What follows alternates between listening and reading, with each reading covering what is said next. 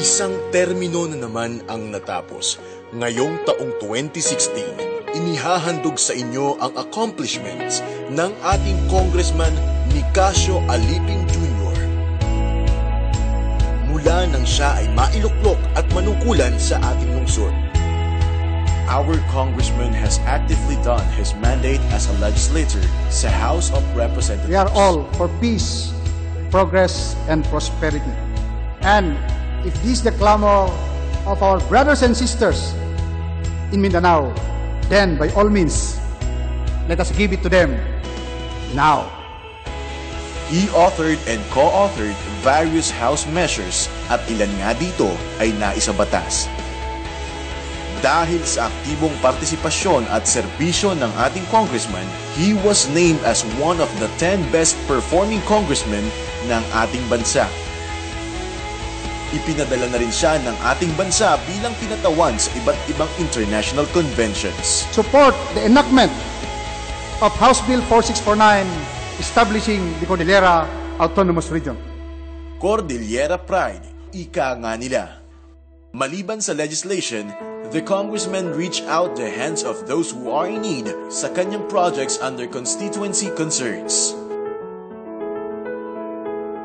Sa proyektong Student Financial Assistance Program, ilan sa mga kabataan ng Baguio ang nabigyan ng pagkakataong mag-aral.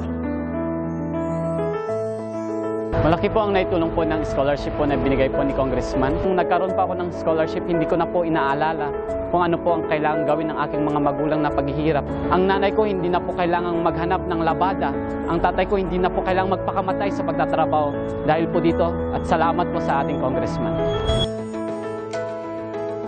Malaki po ang naitulong ng financial assistance na ito galing sa Congressman. Nakagraduate po ako sa course na nagustuhan ko.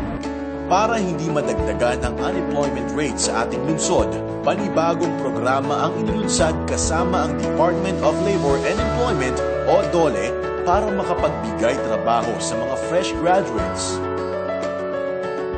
Upang mabigyan naman ng pagkakataon ng mga magulang at mga out-of-school youth, iba't ibang skills program ang inilunsad kasama ang Technical Education and Skills Development Authority o TESDA. Dahito nga weaving, iso iti insorsoron iti TESDA nga nagapuken ni Congressman Aliping. Nga iso iti pagtrabahuan, dagitoy awan iti i-apply na iti trabaho. Kat daytoy, tunggal balay nga dati kastoy weaving room na. Ada dagiti babae, agaw-awil dati anak da. Agkas-kastoy da, agab-abel da. Araw-araw, hindi maiiwasan ang mga residenteng nagkakasakit. Kaya naman inilunsad ang proyektong medical assistance para maibsan ang bigat sa buhay ng ating mamamayan. Na-opera kami nila kay Punchay Castillo. Yung mulong ni Congressman ay ito. Talagang nagsamit ang tayo. Managdalaan, managdalaan. Tangagatan na laganan ko pang ito kasi dito talagang anak ko. Una ito ko naitulong na tinamit Congressman. Aliping hanap nga ang abo pero takot ang amuka. Salamat ko na ito niya. Thank you very much. Salamat. Salamat Congressman. Nila mo itsura mo. Salamat lang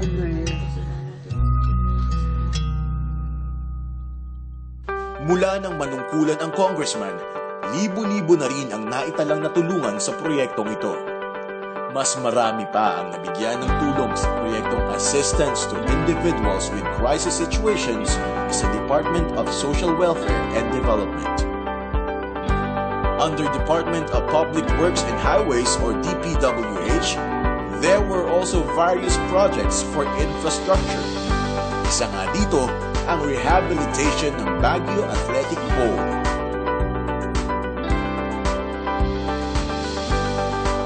May mga road widening projects, covered court construction, pagtatayo ng mga gusali sa mga paaralan, at pagsasaayos ng mga creek at kanal sa iba't ibang barangay sa Baguio.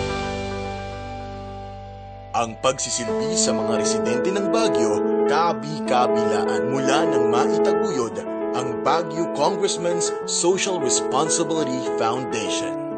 Yung sasakyan ni Congressman Aliping na ginamit namin, talagang napakalaking tulong. Hindi maalis sa puso ko yung pagtulong nila, ang pag-commute ng remains ng asawa ko papunta dito sa Baguio. Congressman Aliping, ako po ay taos-pusong nagpapasalamat sa mga tulong na ibinigay niyo po sa amin. Sana ipagpatuloy niyo itong serbisyo na ginagawa niyo. Sorry, nakakaiyak talaga. Alam ko hindi lang transportation ang ino-offer nyo, pati medical services at saka may mga ibang project na ginagawa nyo. Marami pong salamat. Maliban sa burial services, pati mga atleta binibigyan ng tulong. Ilan lamang ito sa mga tinutukan ng ating congressman sa nakalipas na 3 taon kasama ng suporta at tiwala ninyo. Congressman Aliping, agyaman iti educational assistance nga mauawat di anak ko tatta. Salamat, Congressman. Ituloy mo dahi nga tulong mo kadagiti makasapol iti tulong, Congressman Aliping. Congressman Aliping, agyaman kami tinaitulong mo kanyami iti anak ko, iti kabsat ko. Sapay kumatagtaray ka manan tapno adot ti matulungan pay. Nick Aliping, sir, sapay lang kumatay tulong mo ti agtaray manan as congressman. Congressman, salamat. Sapay kumatatumuray kayo manan. Mangabak ka manan tatanga pinagubutos. Kami lang nga po, ti support kami, adaking ka. Ulit-ulitan mila tanga ibaga, ti dakto nga yaman miking ka. Congressman Aliping, kailangan pa po namin kayo dito sa syudad ng Baguio. Batago-tago ka, Congressman Aliping. Kat ituloy mo nga agtaray manan para kada kami. Umaasa kaming patuloy pa rin tayong magkakasama.